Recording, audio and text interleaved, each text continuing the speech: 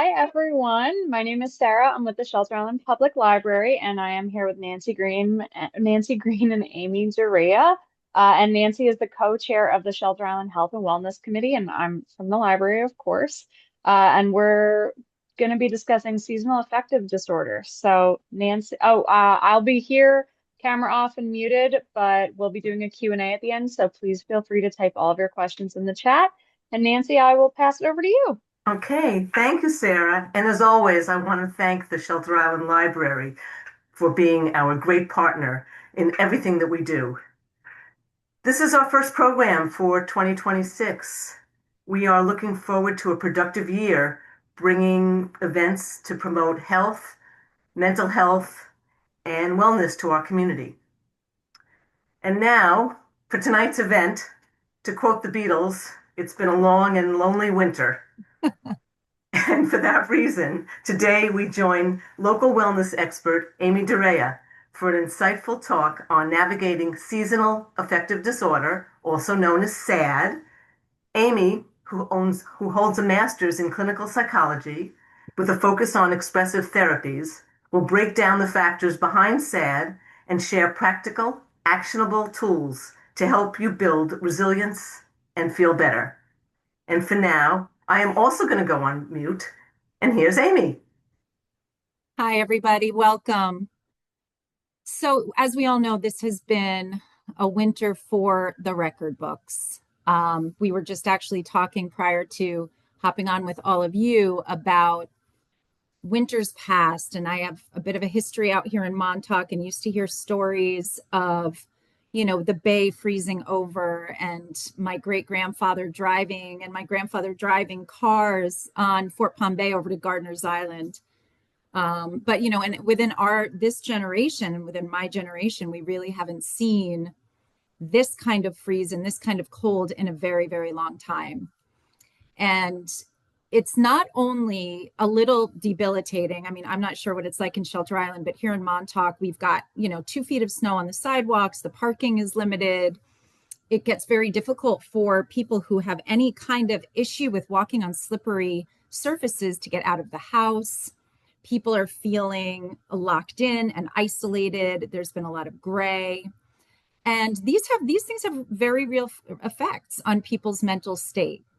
So the Shelter Island Library and the Health Committee and Wellness Committee was nice enough to invite me on to talk about some of the things that I work with my clients to do that help kind of push through. For me, it was really interesting going through the process of preparing for this because I know some very empirical things that work really well. And I, because of the fact that I'm an expressive therapist, and I'll just explain a little bit about that. Expressive therapies involves using all different modalities for healing. So basically, you can tap into the arts, you can tap into writing, you can tap into psychodrama, meditation, poetry. These are all of the things, tools in our tool belts that expressive therapists come to the table with. But when it comes to SAD, seasonal affective disorder, there is actually some very concrete research and evidence of things that you can do just on a physical level that will help. And so while I was going through this process, I was researching the pioneer in this field. His name is Dr. Norman Rosenthal. He moved from Europe to the United States and had lived in a very cold climate prior to coming here. Once he arrived, he was again in a very cold climate and was noticing that his mood just seemed very affected according to the seasons. So he began his research. He's a doctor of psychology, research and data. He began his research trying to figure out what is this that is happening for people? What is the sort of the primary underlying factor on a more physical level that may be causing people's moods to shift?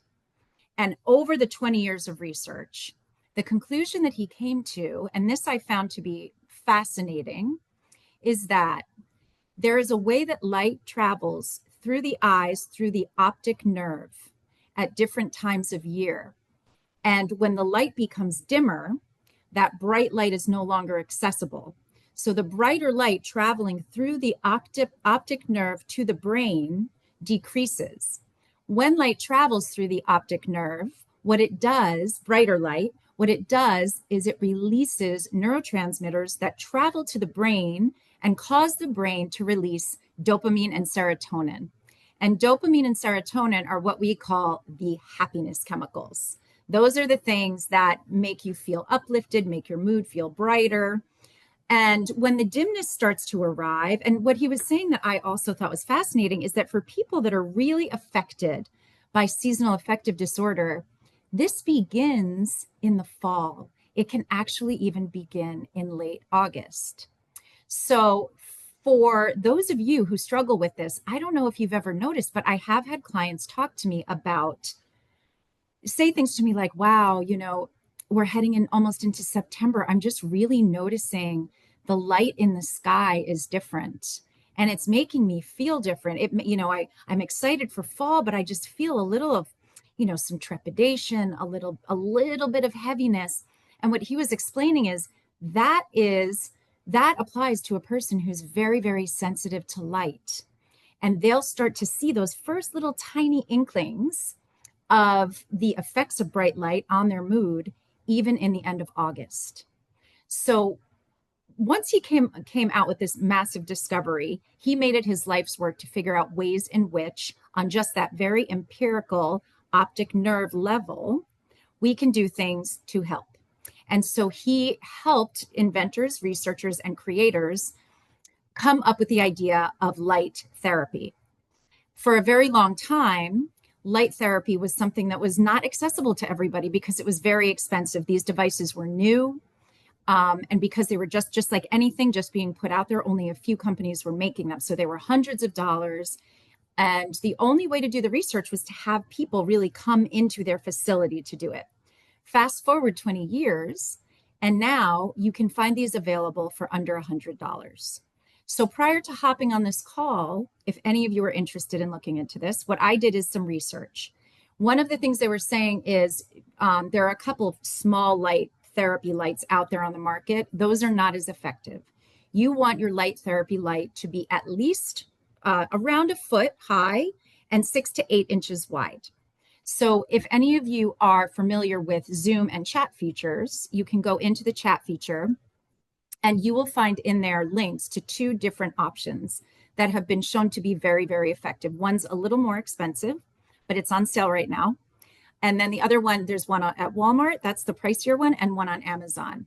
And they range between $70 and $100. This is not cheap, but if you are a person that's deeply affected by this, there have just been now years and years of research as to how much this helps. And what he was saying was, you want to have a certain amount of time during the day that you are exposed to this. So it's the kind of thing that if you say you're a person that works online, which I do because I see clients virtually a lot, you can actually have your light therapy device propped up right next to your computer. And it can just be that sort of coming in even from the side. It doesn't necessarily have to be head on and direct. The more direct it is, the better. But it can just be propped up. If you're a person that likes to, sit and have a cup of tea and be able to look outside, you prop your light up. And you do maybe like 20 minutes at a time here and there throughout the day. One of the main reasons that they found this to be effective outside of the dopamine and serotonin release is that light is very correlated to our circadian rhythms. So our sleep, our eating, the way our body regulates. And so when we're incorporating this light therapy, it actually triggers something in the brain that tells us when it's time to be awake and when it's time to be at rest. So for those of you that may struggle with a little bit of this, you may notice that your sleep patterns they're not the same, they're not as predictable, and they're not as good during these winter months. And, in the mind's eye, it may be rationalized as, I'm just not feeling myself. I'm not feeling great and I'm anxious. So this is an important thing. For a lot of people, depression is manifested as anxiety. And so when people are struggling with that sort of heaviness and sadness, a lot of times there's an anxiety component to it. Anxiety is the thing that wakes us up in the middle of the night at 2 or 3 in the morning, and all of a sudden it's time to solve the world's problems, right? So we're like, what I call it, I call it taking the train to rumination station. Here we go. Let's get on that train. And we feel like we are just in a tailspin.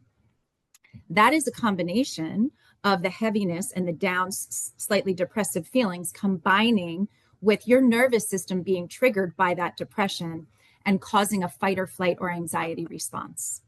So, not only have the lights been proven to help with the depressive characteristics, but they've also been proven to help with anxiety.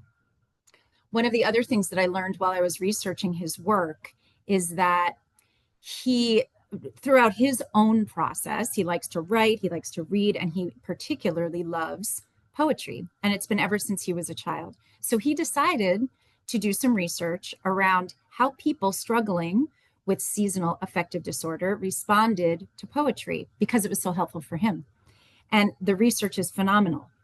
So as we move into sort of the latter part of this, I'm going to be talking to you guys about certain things that will help you on an emotional, psychological level that are more environmentally focused as opposed to just strictly the light therapy, but things that you may be doing or not doing, things that you can do. And this poetry piece of it for me was fascinating because I do focus so much in the different creative modalities. So we're going to get back to that in a moment. But what I'd like to do is I would like to explore some of the things that I personally work with my clients on to bring them out of sort of the mundane, right? The day to day, the things that bring light into our lives that isn't just directly from the sun or, the light that we can purchase online. And so one of the things I talk a lot to my clients about, and it's something that may not be intuitive when you think about depression, but this is something that is a massive contributor to how we feel as people on sort of an overall level. I call this the time energy continuum. And what it really has to do with is what kinds of energy are we allowing into our lives and what kinds of energy are we putting out into the world? So, on a very simplistic level, this may be discussed as boundaries, right? When we talk about boundaries, maybe we think, oh, this is me and this is you, and I'm not going to let you hear. But it's so much more than that. Boundaries involve the energy of the people in the room, the situations that we put ourselves in. An example might be, I'm going to give you two examples, one that might be draining, right? And one that might feel positive. So, we hear that there's a gathering going on and we feel like we haven't seen people in a really long time, or we feel that we should go. There are a lot of we shoulds in life, whether it's societal pressure, whether it's familial pressure, but we feel that we should be there. And there's this feeling internally that that might not be the best situation for us to walk into, but we go anyway. And maybe it's, a really crowded room. It's really loud. Maybe it's a family dynamic that this is like the thousandth time. You knew that it was going to be tumultuous. You didn't really want to be there, but you said, oh, I feel obligated. I really feel like I should go.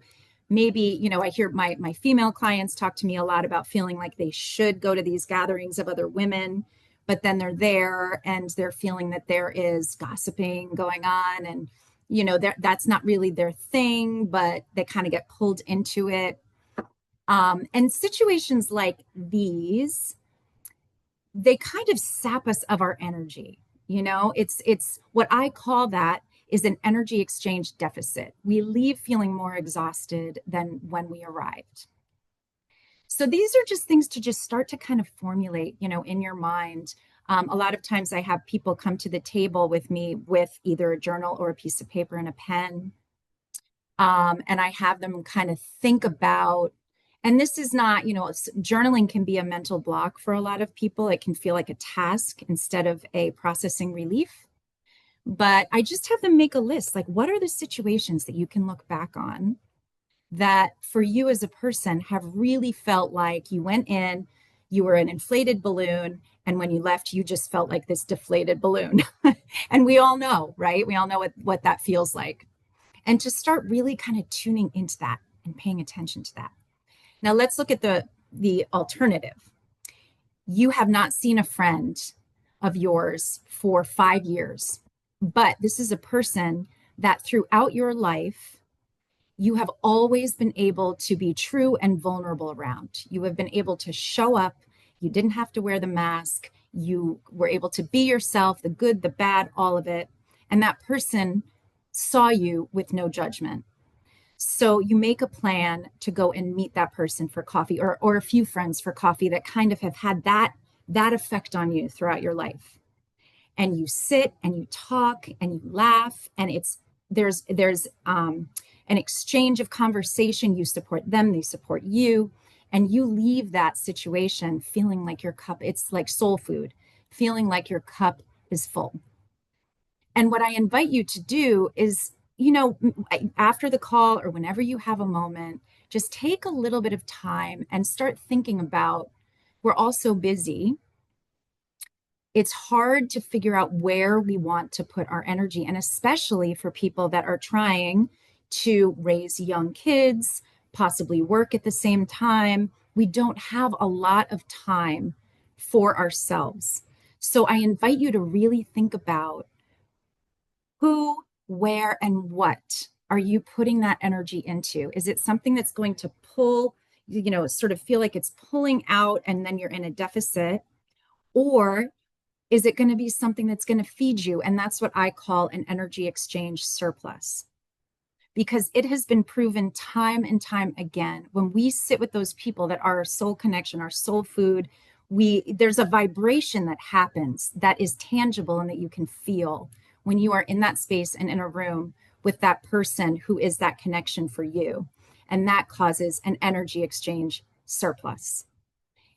There's also been a ton of research around these happy chemicals, these things released in your brain, and how being around people that make you feel seen and safe and allowed to just be yourself, those chemicals are released the entire time. They're just shooting off. They're just, and that's part of that vibration that we feel.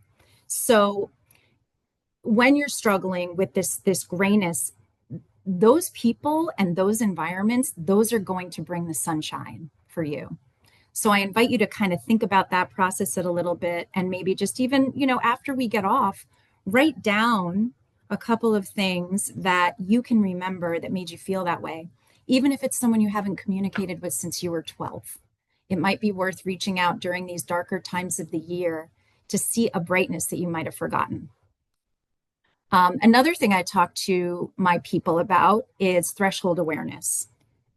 And this is something that we've all been there, right? Like and I can give an example of a situation in my own home that occurred that made me realize I needed to pay a little more attention to this threshold awareness. So the situation was, it was COVID. My two kids at the time were, I guess, probably like 11 and 7, trying to online learn. I was working from home running a technology company. I did that and, did some of the therapy on the side. And we were busier than ever. And I was standing in the middle of my living room, and my son, who is still to this day at 17, one of those kind of high energy boys, he was bored from his online learning. He was on the back of the couch, and the dog's on the floor, and he's like about to catapult his body down on doing like some weird wrestling move onto the dog. My daughter is hysterically crying in her bedroom because she doesn't understand the online learning. I had client meetings. My husband's a commercial fisherman, so he was off on the boat fishing. And I stood there and I felt like I was in the inside of a tornado. And I was at such a high vibration, and my nervous system was basically perpetually in fight or flight. And it was a moment where I said to myself, first of all, this isn't working for me right now. Like this, think I need to shift the career path, which is why I've come full circle and back to fully being a therapist. But also, I really need to start paying attention to the things that are getting me into this fight or flight mode. because when you feel like you're not in control, when you feel like you're not grounded and balanced, it is a lot harder to manage your emotions. And so I started revisiting the things that I had learned when I was in graduate school. When you're in graduate school for expressive therapies, you actually have to practice as if you were one of your clients. And so I started, tapping back into that and really revisiting some of the things that I had learned. One of the things that was extremely useful, and some of you may know about this already, but there's something called box breathing. So for people who meditate or do breath work, practice breath work, you're probably familiar with this, but there is such scientific evidence around breathing and the effects it has on our nervous system. So one of the things that people in the military do when they are in a very, very high stress situation and they need to calm their heartbeat down to an almost imperceptible level is they'll do what's called box breathing. And so what I would start to do is when I started to feel myself getting into that higher vibration, stressful moment, I would literally walk out of the room. No, everyone was going to be fine for 5 minutes. I would close the door to the bedroom and I would sit on the edge of the bed and I would do this box breathing. And basically what the box breathing is, for those of you that are sitting and are comfortable with this, we can try to do it together. So you're going to breathe in to the count of 4 slowly. 3, 4. You're going to hold 2, 3, 4, and slowly release 2, 3, 4, and hold 2, 3, 4. And if you do this 3 or 4 times, you will literally feel your entire nervous system calm. So this is a way to start to regulate. This can also work when we start to have feelings of hopelessness, feelings of overwhelming heaviness. When those things begin, a lot of times what we'll do is sort of create a narrative in our minds about what is happening to us in that moment, or we'll project into the future. And so this type of breath work, what it does is it brings you right back into the present moment, in tune with your body. And it helps you just to relax so that you can start to sort of see clearly what you need to do and where you need to go next. This is something that I recommend all the time to my parents who are trying to, not my own parents, but parent clients who are trying to manage and juggle a gazillion trillion things all the time because they're constantly in this, and when there's too much of that going on and we start to really feel like we're never in control, that will lead to feelings of sadness and depression. And of course, the anxiety is a big piece as well. So this is something that I call threshold awareness. It's sort of just starting to tune into what are the things that, who are the people, what are the things, what are the situations, what's in my environment that is causing me to become unregulated, whether it's in an anxiety way or in a sadness way, and really starting to pay attention to that. And we're going to have time for questions afterwards because some of this may sound a little bit vague and a little bit new. And so I want you all to feel comfortable asking any questions that you have as they come up. So I do have to mention one thing because living in this town, and we're all, some of us maybe are really good about it and don't ever pick up a glass of wine or a bit of alcohol, but I don't know if you have ever seen the t-shirt that says Montauk, a drinking town with a fishing problem. So at this time of year, it's very common when you're closed in and there's not much going on for things to recreational activities to become sort of a pattern or maybe slightly in excess. And I just want to talk about this a little bit because a lot of people don't realize moderation is wonderful and great, and some can do it and some can't. If you can do it, it doesn't really seem to have this impact. But if something is becoming, which often in our culture does, you see this, especially from this mommy wine culture, right? You see this reward at the end of the day as my, my drink or my bottle of wine or whatever it is that I'm going to do. When it becomes something that's a very, very regular and everyday thing, that has a massive impact on mood. And I'll explain to you how that works. So if it's once in a while, you have, one or two glasses of wine with dinner, the dopamine, that happy chemical in your brain, it spikes, right? If you ever notice, the first glass of wine is always the best, right? You can almost never get right back to how that felt. And there's a reason for that. You have that first glass of wine, it spikes, and then it starts to drop, right? So it kind of does this like a mountain peak, and then it starts to drop. And say this is your baseline. You'll start to drop below the baseline, and then you think, oh, I can have that next glass of wine. And so then it will spike up again, but it won't get as high. So the happy chemicals do not get as high. And then it's going to drop even lower below your baseline. So every once in a while, this is fine. The problem is when it becomes too much or consistent. You constantly have this spike and drop, but your spikes get lower. Your mountain gets lower. The happiness spike gets lower, and your dips get more extreme. And the more extreme and the more regular those dips become, the harder it is to get back to your base level, which is your state of calm and grounded and, happy, sometimes sad, but to be here. So there are, and, I wish I had a diagram to show you guys, but you can actually go online and literally Google and see like dopamine spike and crash for different substances. It has THC, it has alcohol, it has all the things. And I know it's a subject that people are like, oh, I don't want to think about that. It's the only thing that's making, this tolerable right now. But when you start to learn how that can impact your emotional regulation and mood and happiness and sadness, when it's a very regular thing over the long term, you can almost begin to reevaluate and maybe compartmentalize the moments and the situations. And what I always say to my clients is, think about it this way. What if one of those nights with, out drinking was substituted with having a cup of tea by a fire? There's something in the Swedish tradition. They deal a lot with this in Sweden, with the darkness. They were one of the first places to implement light therapy. They call it hygge.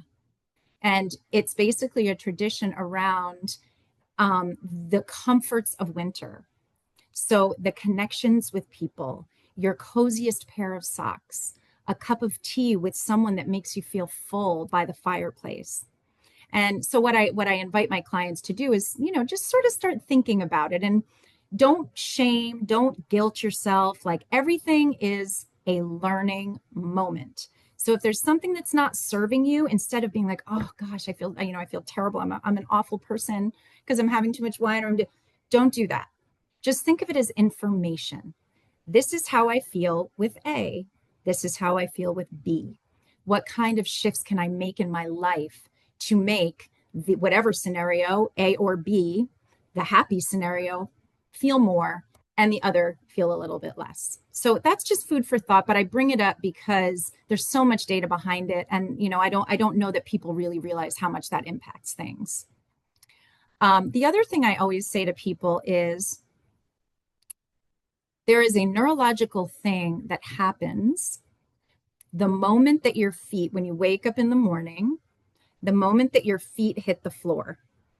So the skin on the bottom of your feet, if you've ever had reflexology or a foot massage, it's heaven. If you haven't and can afford to do it, just do it. The skin on the bottom of your feet is extremely sensitive. And so the electrical impulses, the minute your feet hit the floor, there are so many different points of pressure. There is the electrical impulses that drive up through your body to your brain. At that moment, that's what sets the stage for your day. So what I say to people is, I know sometimes people feel like meditation is a little woo-woo or it's not for them. It doesn't have to be meditation. However, if it's something that you'd like to explore and it has always felt a little weird or unattainable, there are very reasonably priced or even free apps that offer short 2-minute, 3-minute, 5-minute meditations that you can do. You literally, a lot of us like to roll over and pick up our phone. I am guilty of it sometimes. But what I started doing and what I suggest to my clients is roll over, if that's a habit, roll over and make it a habit that serves you before you go onto social media or before you go onto something that's, going to kind of like twist your brain a little bit, because it does. Go on there, download an app like Insight Timer. Insight Timer is free. It has breathing exercises, it has meditations. Some of them you have to upgrade to Plus if you want some of the more popular or longer meditations, but 80% of it in there is free. And so if you roll over and you just say, okay, what's going on for me today? I'm feeling a little sad. I'm feeling a little anxious. You can search anxiety. You can search stress. You can search depression. You can search, workload. You can search so many different things. And all these little meditations pop up. And if you just have 2 or 3 minutes, set your alarm clock a little earlier, do some breathing, do either some box breathing and calm your system, pop on one of those little meditations. Maybe you have a little book of poetry next to your bed, leaf open to something and just read something that's going to bring a little beauty. Or if you're really pressed for time, just think of 3 things that you're grateful for. Because whatever goes in for you in that moment before your feet hit the floor, and that electrical impulse comes up to your brain to set your day, whatever you do in those few minutes before is going to impact how you're walking into the beginning of your day. And things will still get thrown at us, right? Whether it's quiet isolation and darkness getting thrown at us, or work stress, or kids, or whatever it is, things will still be thrown at us. But if we start the day with a little bit more regulation, we're just setting ourselves up for more success as the day goes on.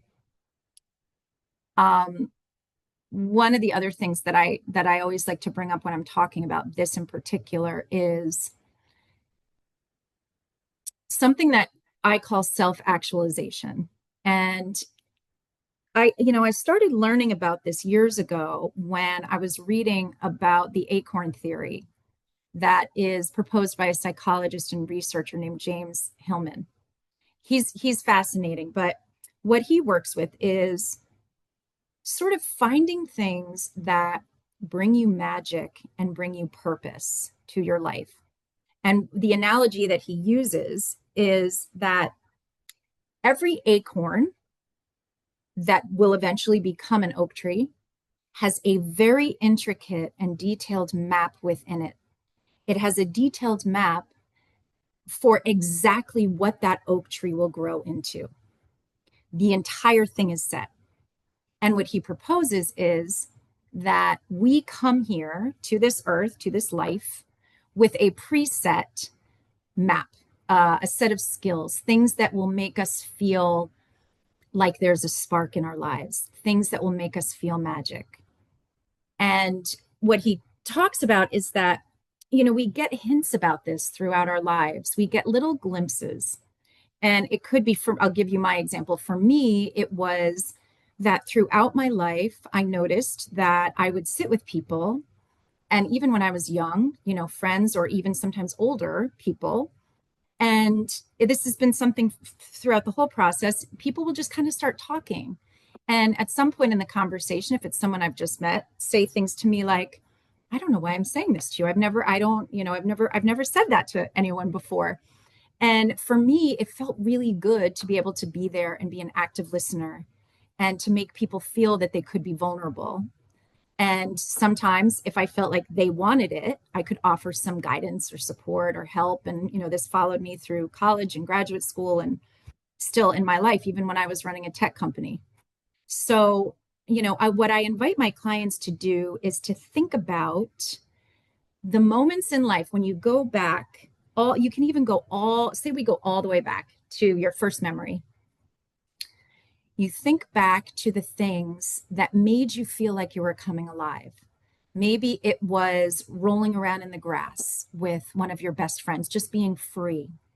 Maybe it was, taking out some watercolor paints and just kind of doing some abstract, letting time go, not thinking about time.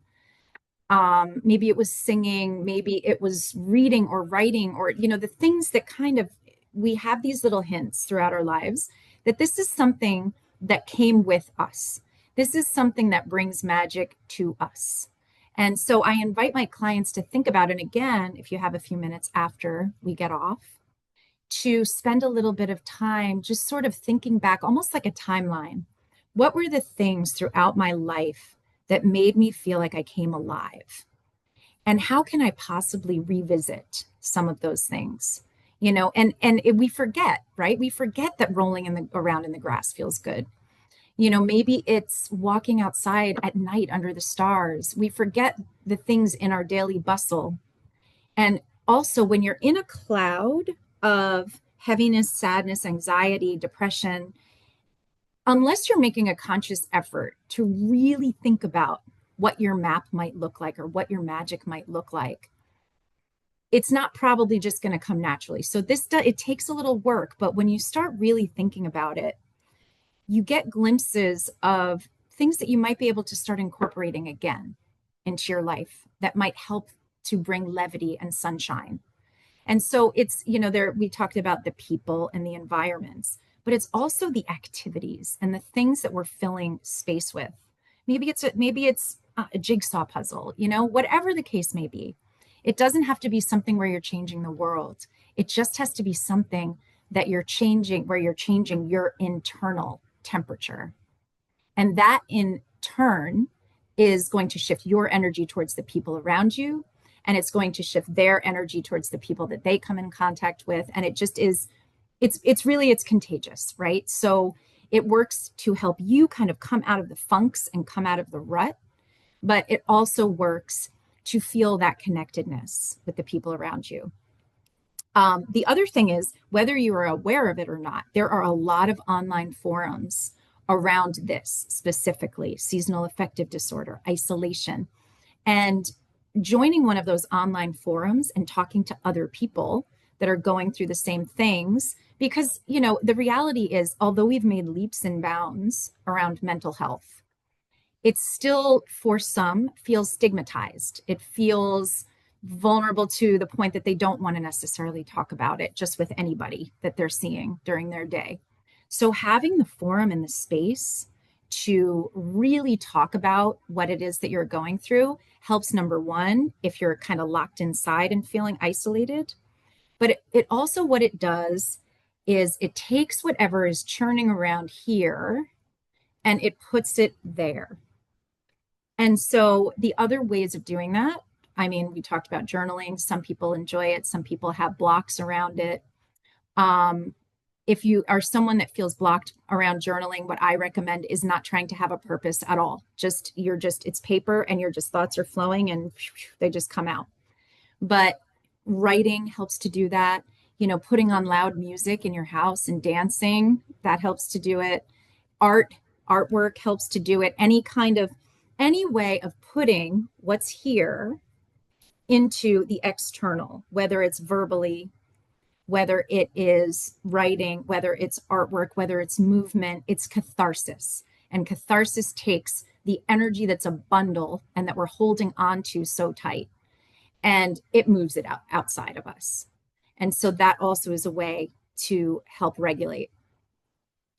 One of the things that I'll talk about before I read you a poem is this mentality that, and this is applying to especially the sort of crazed running around personality. And a lot of us don't even realize we're doing it, that we're in it. But I'm sure you've had this experience where either you have said to someone or they have said to you, oh, I am amazing at multitasking. And it's a funny thing with multitasking, because in a way we feel forced to do it a lot of the time to get everything in our day finished. But in the end, multitasking is not our friend, because what is happening is it's all of the thoughts piling in at once. And there's no way to see clearly how to compartmentalize the tasks because they're all just a jumble. So what I always suggest is, if you are a person that finds yourself in a tailspin, like walking, say I've got to wash those dishes. So you're walking towards washing the dishes, but then you think, oh shoot, but I also have to go do this. I have to pack a lunch. Oh, whoops, I forgot I've got to go do laundry. Oh, I really need to reach out to that client. Oh, I forgot to call my sister, right? And we all exist in this headspace right now because we have so much external information that's coming in from the media, from our phones, from the outside world, from television, all of it. And what happens is it gets us into, it's sort of like a computer, because our brains are working on electrical impulses. And if you have ever thought of the analogy of a computer malfunctioning because too much is coming in at once, that's what happens to our brains. And so what I always suggest is, if you have this feeling a lot of the time, because again, the more we tailspin, the more dysregulated we are, and the more prone to anxiety, but also feelings of sadness. And dysregulation encompasses all of it. And we will be much more prone to those feelings of sadness and depression if we are not clearing the space for us to ground and see and think clearly. So what I recommend always to people is see what can wait. I remember someone saying to me years ago when I was a new mom, hey, listen, if you are always trying to do everything all of the time, you will not be able to do anything well. And that could not be more true. So I invite my clients to think about what things can wait, right? What things are not a fire drill, number one. Number two, if we know that we have a certain way that things have to unfold, say it's Sunday evening, we're looking at the week ahead, and we know that in general, our days look like this, A, B, C, D. And we know that there's more coming down the pipeline that week. What I always invite people to do is to try to sort of map out a schedule. As hard as that is to stick to sometimes, map out a schedule, but also before you go to bed at night, take a few minutes just to make a list. Because list making tells our brain reacts to writing down our tasks in the same way that it does when we complete tasks. It doesn't know the difference. And so if you can take time to literally, have a little pad of paper, take time, write down the things that you know you're going to have to get done. You can start to compartmentalize what might be able to wait, what is pressing. Those are the things you focus on. And also, what are the things that you are noticing that are bringing you more into a state of sadness or happiness?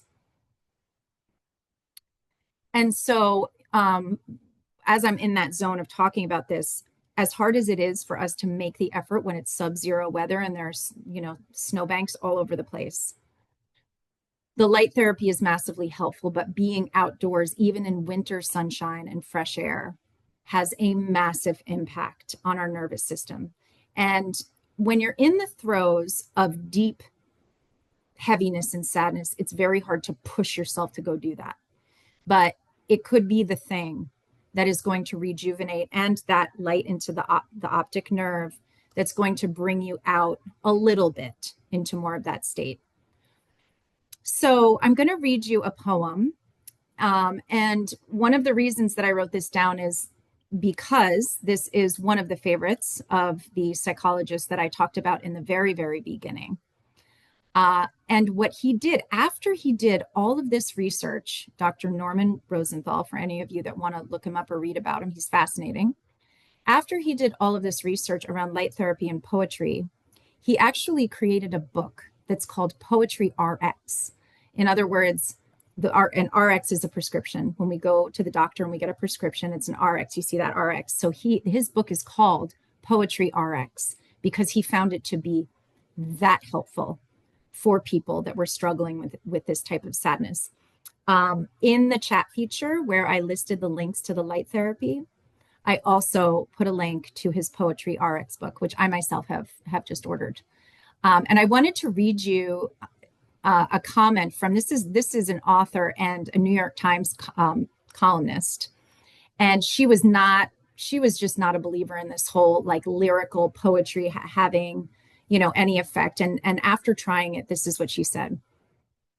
I used to believe that poetry did not speak to me, but I now see I was wrong. I lived for 44 years with a husband, a lyricist, whose beautifully crafted, heartfelt lyrics touched my every fiber and continue to uplift and inspire me a decade after his death. The special beauty of Dr. Rosenthal's book for me is his discussion of what each poem is saying and what the poem was likely feeling, and often how the poem helped him personally, as when he left his birth family in South Africa for a rewarding career in psychology in the United States. So in the book, there are poems, then there's a brief explanation, but also, a description of how could this poem help for someone who is struggling. And one of the poems that he talked about when I was listening to his podcast and, reading a little bit about him, I don't know if any of you are familiar with The Guest House by Rumi. It's beautiful. It is haunting. It is how a lot of us feel when we are feeling isolated and trapped inside, and, all of the things that kind of come along with this gray time of year. And so I'm going to read it to you, and then I would invite you, when you hop off the call, if you'd like to look it up or maybe do some writing about what it conjured in you. And this is what he's talking about. This is the impact that he's referring to. So I'm going to read it now. And if you want to close your eyes, you can. If you don't, you don't have to. Okay, so the guest house. This being human is a guest house. Every morning, a new arrival, a joy, a depression, a meanness. Some momentary awareness comes as an unexpected visitor. Welcome and entertain them all, even if they're a crowd of sorrows who violently sweep your house empty of its furniture. Still treat each guest honorably. He may be clearing you out for some new delight. The dark thought, the shame, the malice, meet them at the door laughing and invite them in. Be grateful for whoever comes, because each has been sent as a guide from beyond.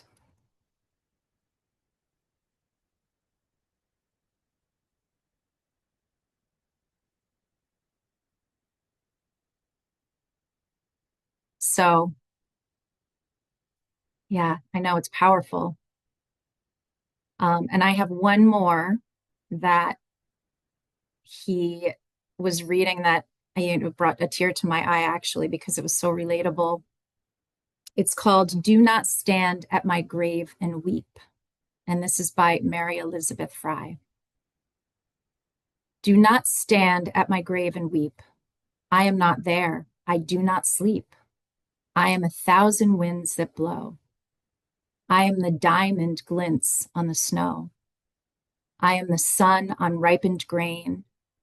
I am the gentle autumn rain.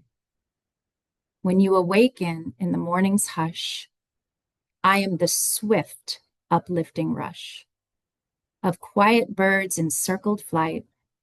I am the soft stars that shine at night.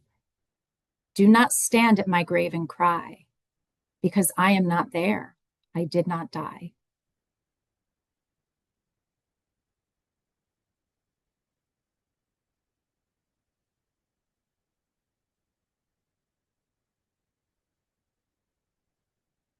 So I don't know if you guys felt that the way that I did. It even got me a little choked up reading it. It just is, it's so powerful. And when we are all in this zone of feeling that quiet and that isolation and the darker days, that knowledge that there is so much more, but also that we're not alone, that this is something that people have been feeling from the beginning of time and processing and moving beyond.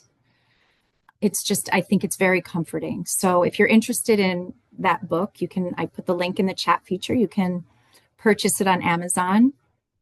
I know Sarah wanted to do a little bit of, question and answer, some closing. So I'd love to leave time for that, and also space for, people just to comment. The one thing I do want to say is, before we get into that, that was a lot of information. That was a lot in one sitting. I put my email address in the chat feature. So I don't want people to leave feeling, if they're nervous to raise their hand and comment, feeling that they were opened up and still have questions and curiosities. So all of you can feel free to access me at that email address if there's things that you kind of want to, process. Or I do see clients individually as well. So thank you all. Thank you so much, Amy. This has been fantastic. I haven't seen any questions come through in the chat, but we'll give it a minute and see if anyone has any. But I did recopy your email and it's in the chat as well, along with all the links to the light products that you talked about. And this will be recorded, so when I send out the recording, I'll add those links and your email into the email as well. So. That sounds great. Yeah, so if anyone has any questions, you could type them in the chat or there should be a raise your hand option if you'd prefer to just speak directly and ask. So I'm only able to see you, me, and Nancy. I don't see anybody Oh, else. you should be able to see everyone else. You should have all of those options, but no worries. I can read it out. I'm not seeing anything. Nancy said amazing and beautiful presentation.